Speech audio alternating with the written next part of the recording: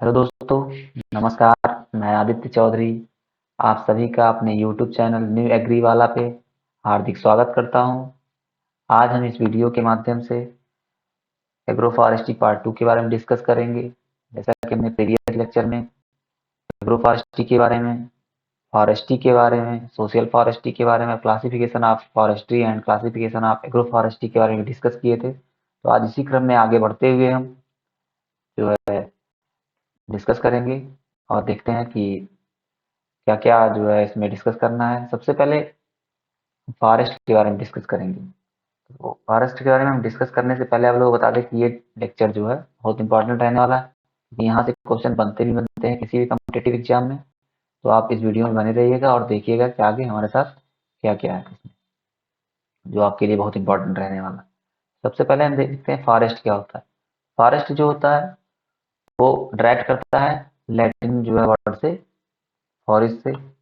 Forest जो direct करता है लैटिन वर्ड फॉरेस्ट से, लैटिन वर्ड फॉरेस्ट जिसका मतलब होता है outside of the village boundary. ठीक है, तो फॉरेस्ट क्या होता है कि एक डिफिनीशन मैंने यहाँ पे जो है दे रखी है, उसके बारे में डिस्कस कर लेते हैं।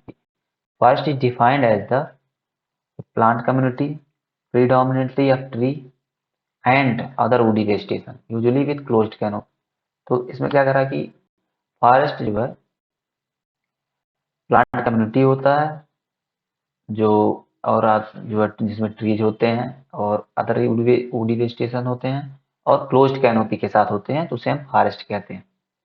तो फॉरेस्ट के बारे में देख लीजिए। अब आगे देखते हैं हम।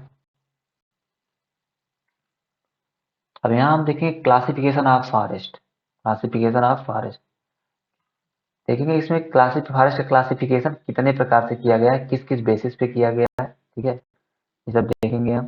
तो फॉरेस्ट का क्लासिफिकेशन जो है 5 बेसिस पे किया गया है, जिसको मैंने मेंशन कर रखा है। देखते हैं method of regeneration on the basis of method of regeneration, on the basis of age, on the basis of composition, on the basis of objective management and functions और on the basis of ownership. इसके बारे में हम discuss करते हैं। चलिए हम आगे एक एक के बारे में ब्रॉडली डिस्कस कर लेते हैं। सबसे पहले हम देख लेते हैं जो है on the basis of method of regeneration के बारे में। On the basis of method of regeneration के बारे में, तो on the basis of method of regeneration के बारे में, इसमें फॉरेस्ट को 2 प्रकार से क्लासिफाई किया गया है, जिसमें पहला है जो है हाई फॉरेस्ट और दूसरा है कॉपिक फॉरेस्ट। हाई फॉरेस्ट जो होता है वो रिजनरेटेड किया जाता है बाय सीड, जैसा कि मैंने यहाँ मेंशन कर रखा है, आप देख सकते हैं कि जो हाई फॉरेस्ट होता है वो रीजनरेटेड होता है, या जो है जो फॉरेस्ट ग्रो किए जाते हैं जो है बाय सीड या बाय सीड द्वारा रीजनरेट किए जाते हैं, उसे हम कहते हैं हाई फॉरेस्ट। एंड दूसरा होता है कॉपिक फॉरेस्ट। कॉपिक फॉरेस्ट जो होता है वो जो रीजनरेटेड किया जाता है bye vegetative part, vegetative part के द्वारा रीजनरेट किया जाता है, या कॉपिक्स के द्वारा जो है फॉरेस्ट रीजनरेट किया जाता है, उसे हम कॉपिक फॉरेस्ट कहते हैं। उसके बाद जो है दूसरा जो हम देखेंगे क्लासिफिकेशन, वो है on the basis of age. On the basis of age के एज में जो है फॉरेस्ट का क्लासिफिकेशन किया गया है, वो 2 प्रकार से किया गया है, इवन एज्ड फॉरेस्ट और अनइवन एज्ड फॉरेस्ट। ठीक है, इवन एज्ड फॉरेस्ट और अनइवन एज्ड फॉरेस्ट। तो इवन एज्ड फॉरेस्ट को जो है हम रेगुलर फॉरेस्ट भी कहते हैं, जैसे कि यहाँ मेंशन कर रखा हूँ मैं। इवन एज फॉरेस्ट जो होता है इसको जो है रेगुलर जो है फॉरेस्ट भी कहते हैं।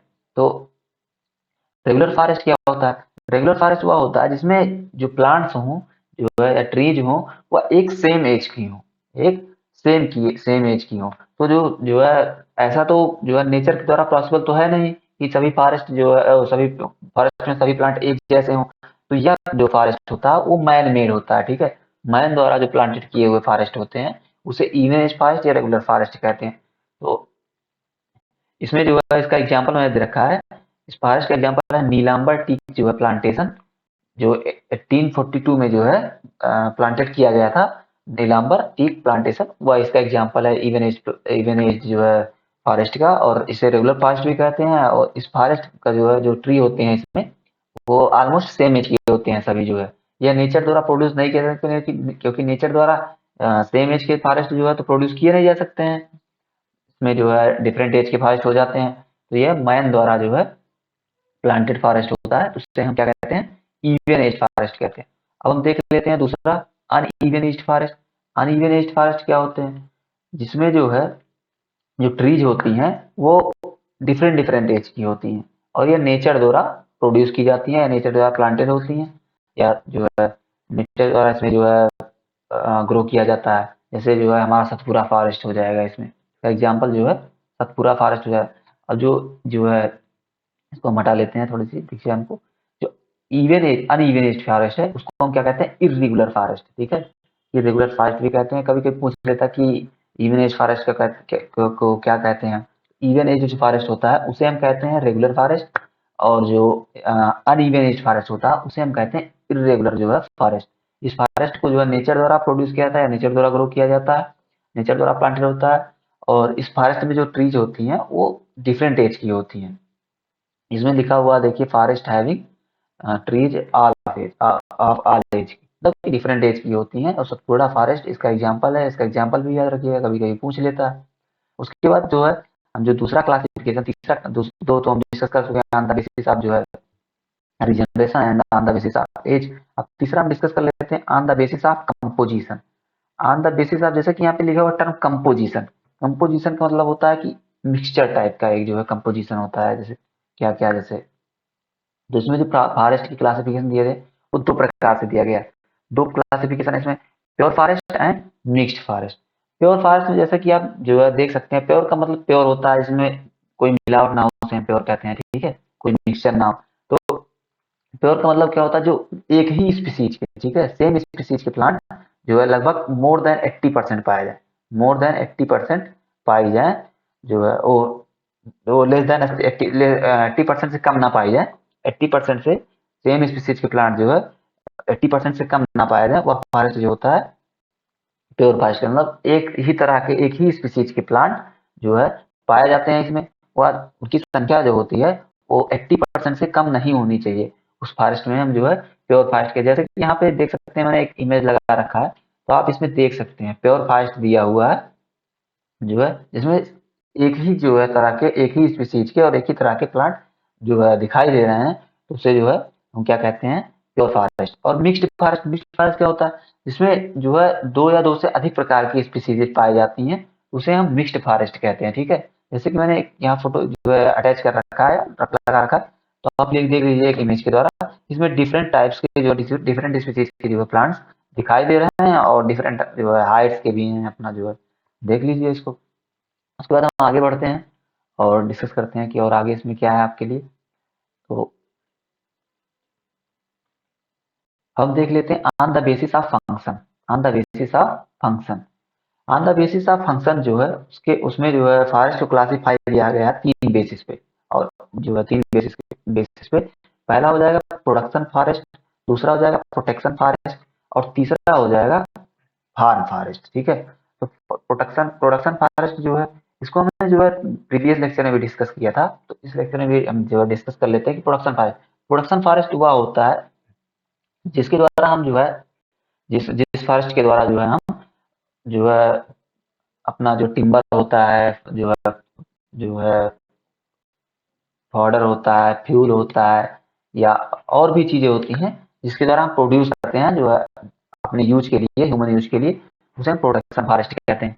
प्रोटेक्शन फॉरेस्ट क्या होता है, प्रोटेक्शन फॉरेस्ट के द्वारा हम जो है, जैसे कहीं रनिंग वाटर है, उसकी जो है फ्लो को जो है कम करना है, तो वहाँ प्लांट हम ग्रो करते हैं, तो वो प्रोटेक्शन की बेसिस पे हम ग्रो करते हैं, तो जो है, और जो है जैसे कहीं पे जो है ये जो वाटर इरोजन है बहुत ज्यादा हो रहा है, तो वहाँ पे प्रोटेक्शन के लिए, वाटर इरोजन को चेक करने के लिए, चेक करने के लिए जो है हम प्रोटेक्शन प्लांट ग्रो करते हैं या फॉरेस्ट ग्रो करते हैं, तो उसे हम प्रोटेक्शन फॉरेस्ट कहते हैं।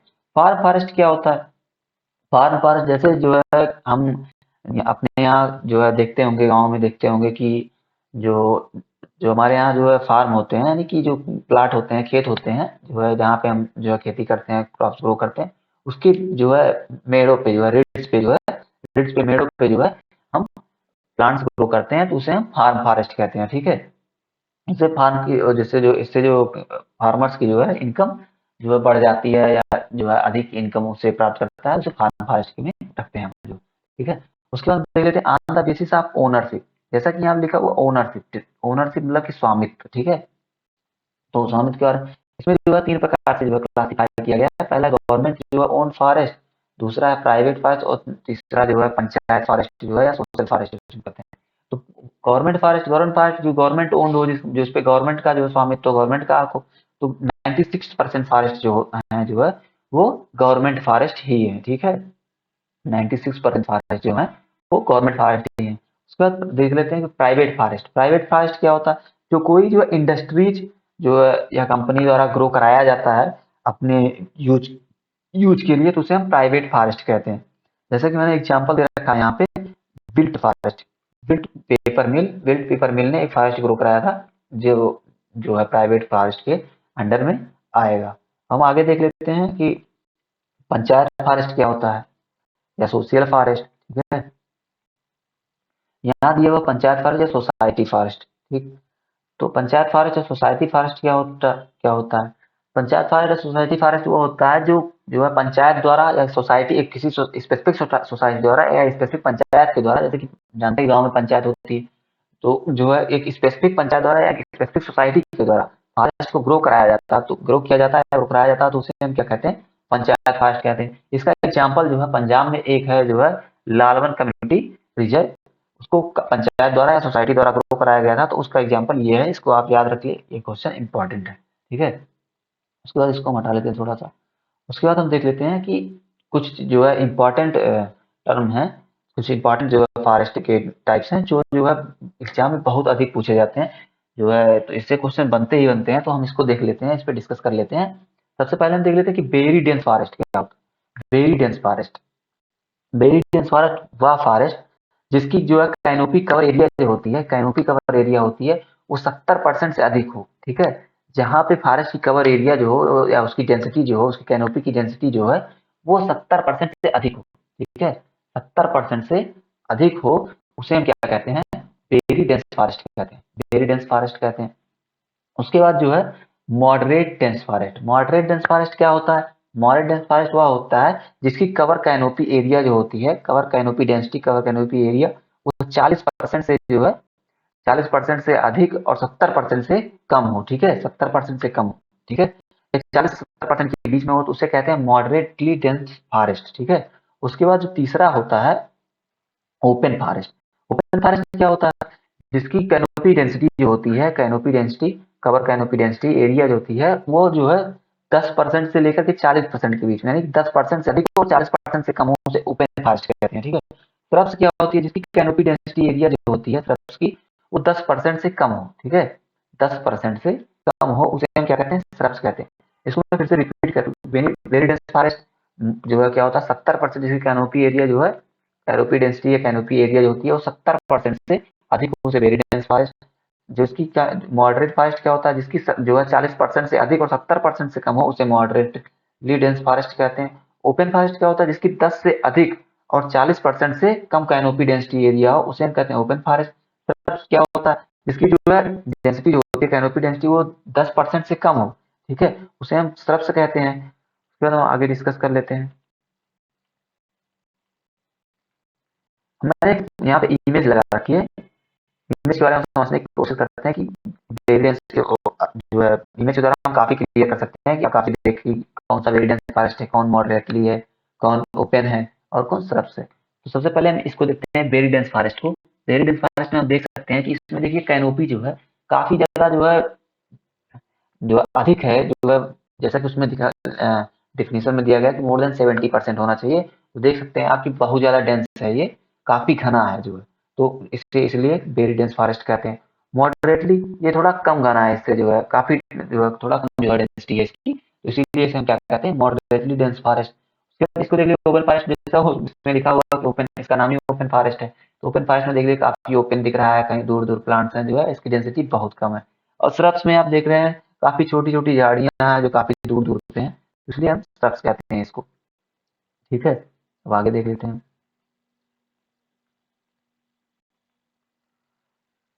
थैंक यू दोस्तों, बने रहिए अब हमारे साथ। हमारे चैनल को लाइक कीजिए, सब्सक्राइब कीजिए, कमेंट कीजिए और कोई क्वेरीज हो तो कमेंट के माध्यम से हमसे आप जो है संपर्क कर सकते हैं, और कोई भी प्रॉब्लम होगी तो आप हमें कमेंट कीजिए, हम उस पे वीडियो बनाने की कोशिश करेंगे। थैंक यू दोस्तों।